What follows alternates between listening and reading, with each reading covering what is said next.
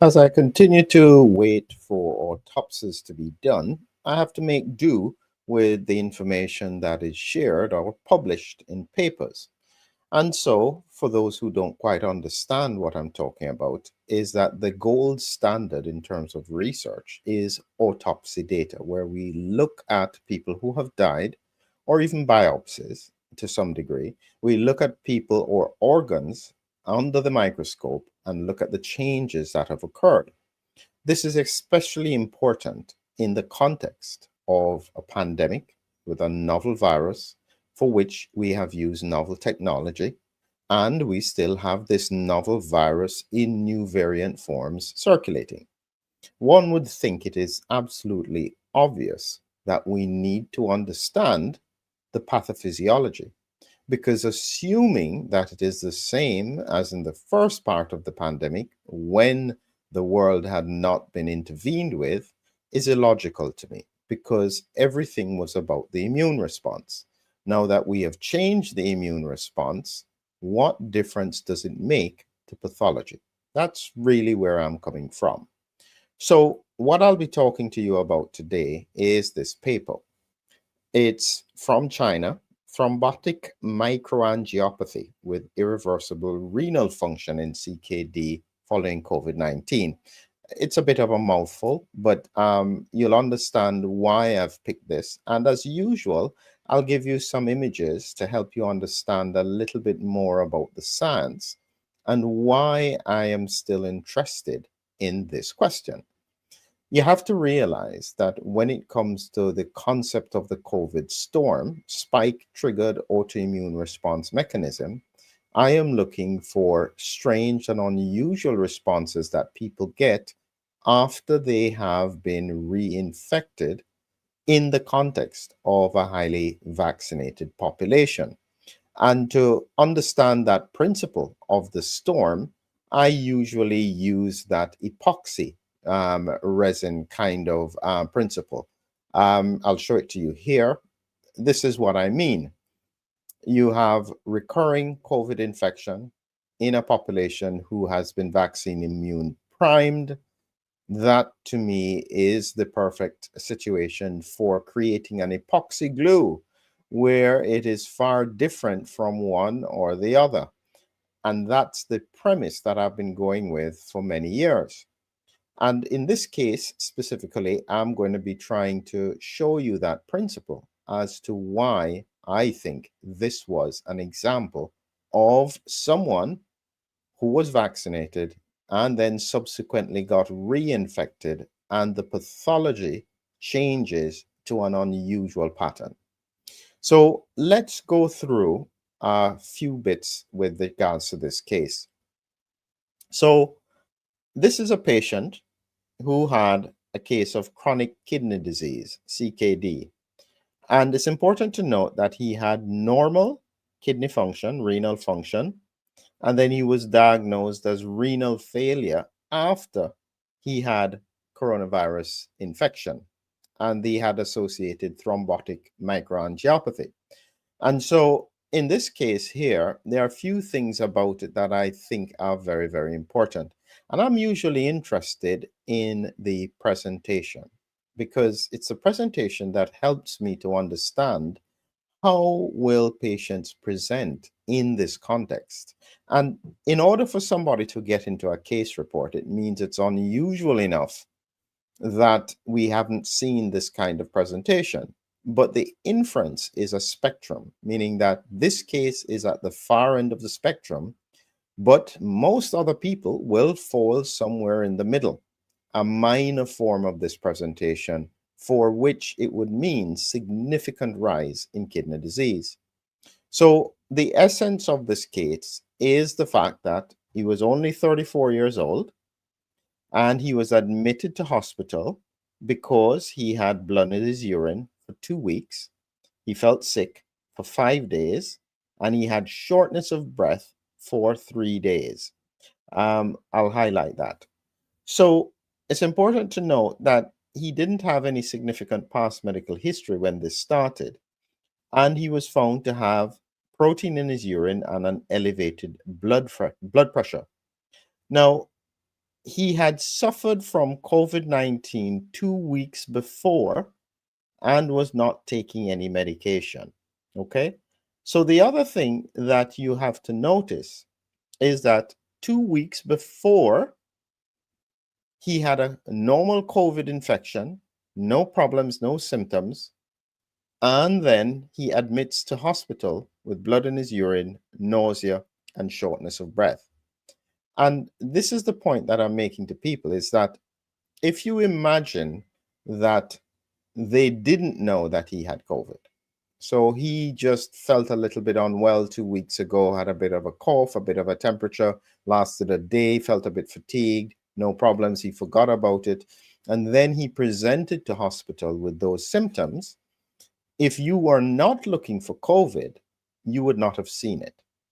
This is the really subtle but important point that I think should become a part of clinical assessment. Every single patient who is not typical, you want to know if in the 2 weeks to a month before they presented with unusual patterns, did they have symptoms of a viral infection?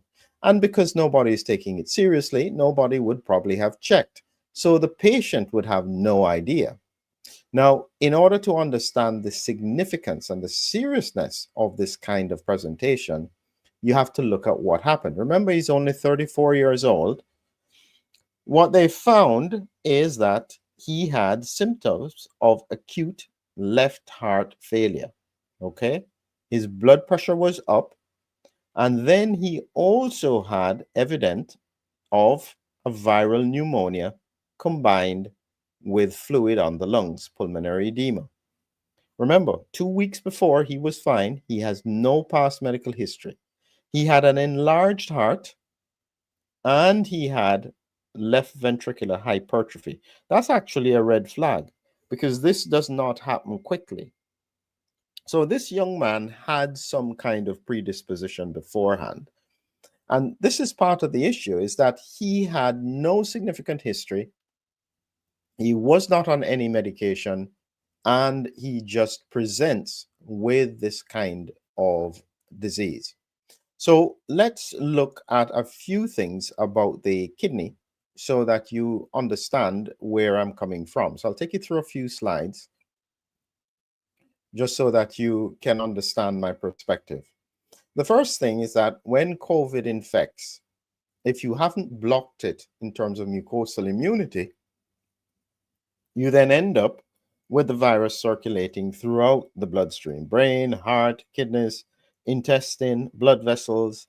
And depending on how well and how effective they can put up a fight to this, will determine how long it circulates for. However, for some people, when they get infected, it will trigger an immune response like a lower grade cytokine storm. Doesn't get them dead on intensive care, but it can still do a lot of damage. And you have to remember that within 2 weeks of this infection, he was in hospital with heart failure and kidney failure. When we think of the kidneys, this is essentially what it looks like. So you have a kidney up here, and when we break it right down, you can see that within each kidney, there are these little tufts of blood vessels. These are glomeruli. And this is where all the blood is filtered. And then it goes in these yellow tubes, which will be full of fluid, not urine. And most of it is reabsorbed. And the bit that is passing out here, about 1% of it, will then become urine. So it filters a lot of the fluid that comes through your bloodstream. What you have to notice is that these blood vessels going to these tufts, these are arterioles, small, very small arteries that are then feeding these. This is important because that's where the kidney was affected. It was in smaller arterioles that caused the problem. When we think about how this works, is that he would have had circulation of the virus. The virus would have then triggered an immune response. He would have then had some kind of lower grade cytokine storm, which then causes the immune system to attack not only infected cells, but possibly cells that had ACE2 on them, because he had heart failure, kidney failure that would be very, very suggestive. The other thing I want you to understand is about arteries and arterioles. Now, this is an artery, but an arteriole is much thinner. And what I want you to note is that the lining here, this elastic on the inside, then you have muscle on the outside of it. One of the things that happened is that you had deposition of fibrosis in and around the arterioles going to his kidney. That's important because it gives you an idea of time frame. And this here is an image of what a glomerulus look like, or the nephron. And you can see the little blood vessels coming in. This is where the fluid is passed out, and it then goes into the tubules, and then most of it is reabsorbed. So this is a perfect system, beautiful system, these kidneys, and you want to try and protect them. So within that framework, we then have to think about what is it that happened in his case that caused all of this to happen. Now, you have to know as well that they did a lot of investigations, and essentially they couldn't find any previous issues with regards to his immune system. But his kidney wasn't working, his blood count was very low, as well as his platelets. And this is where that diagnosis of TMA comes in. And I'll show you this in, well, I'll just take it up to the top so that you can see it. Thrombotic microangiopathy. Essentially, they make clots, which then consumes the platelets, so they have low platelets. Then the autoimmune process damages blood cells, so they become anemic, and they have little clots in these capillaries that then damage the blood flow to them. And all of this all happens together, and it was induced by COVID infection. And so what it probably would look like, and I'll get the image up here in terms of the angiopathy, it would probably look something like this, where the immune system is targeting cells around these small blood vessels. So you end up with these thrombi blocking the blood vessels. And so then if you have enough of them, the kidneys are unable to work. Now, this is not just from the COVID infection in the context of what he had. The COVID infection exacerbated it. But there is an important thing that I want to highlight with regards to the biopsy. And so, as I said, we need these biopsies to try and help us to understand exactly what is happening when it comes to the kidneys and so on. This is a scan of his chest, CT scan, and where it shows white is a lot of fluid, and this is showing that it had improved. So this was his heart, his lungs full of fluid, and they had treated him, and then it had improved. His heart was dilated, and again, that had been improved after they had given him some immune suppression.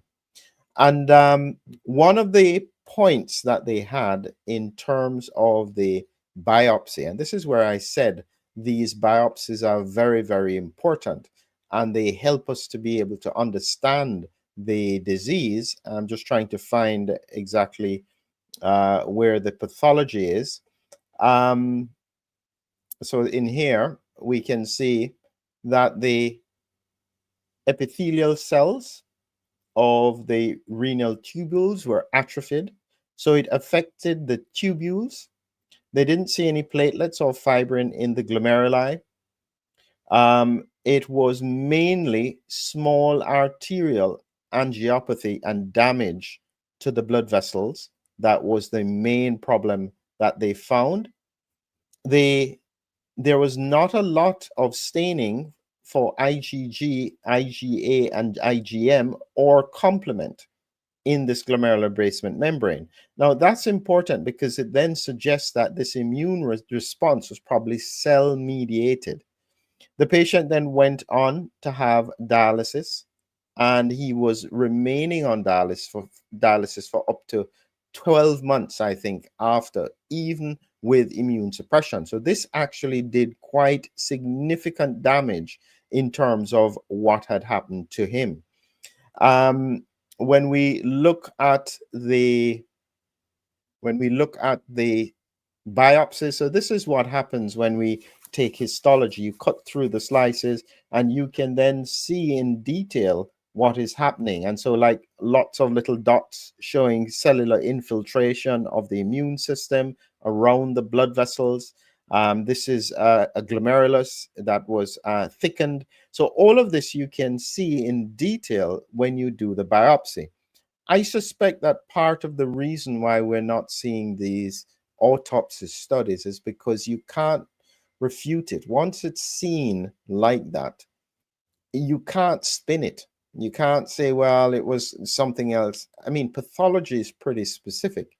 And so if you are seeing quite specific patterns suggestive of autoimmune responses, there is no way to say that autoimmunity is not happening. And this is why, in my mind, I think that they don't publish autopsies on the vaccinated deaths, especially with COVID, because we need to understand what is going on. How else are we going to know? And the point here in this case is that we are seeing a different kind of pathology when we look at COVID infections in people who have been vaccinated before. I think this is such an important piece of the puzzle, and it really frustrates me that we cannot seem to get these published. I don't know what is going on. I mean, we have thousands of autopsies from the early part of the pandemic. The first autopsy was done in January of 2023 for a patient who died of COVID and was vaccinated. Can you believe that?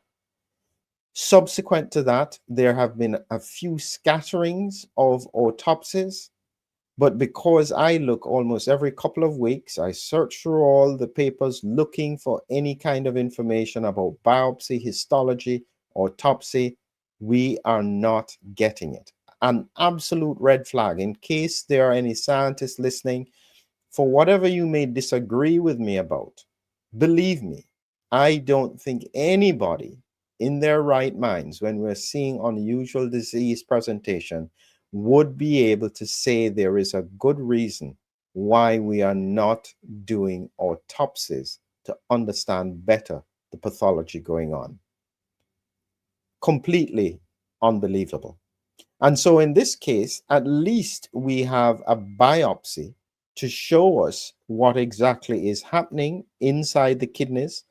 He had, there was no platelets or fibrosis, fibrin thrombosis in the glomeruli. The wall of the small arterioles were thickened with mucous edema and endothelial swelling and hyperplasia with segmental onion-like hyperplasia. This is very, very important, this onion-like hyperplasia, because that doesn't happen quickly either.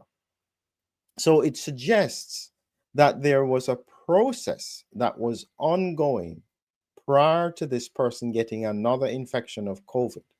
You could argue whether or not it was from exposure to spike protein from any cause. We don't know. Did he have a prior COVID infection? It is possible. All of this is unknown, but it indicates that his kidneys were primed to respond again when he was exposed to the virus. How many other people do we have like that? It is pretty serious because we still have virus circulating all around. More than ever, as we close out, the most important thing for you to do is to protect your upper airways. Remember, please, please, please hum. That's why we've written Humming Heroes. That's why it's there to help you to understand the science of how to protect yourself with nitric oxide just by singing, humming, doing whatever, just vibrate the upper airways.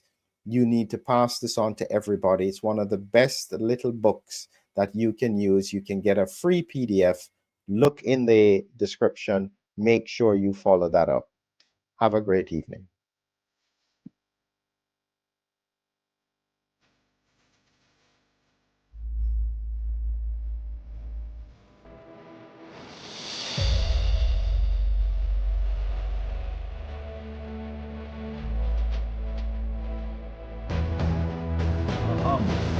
A hero, an immune adventure.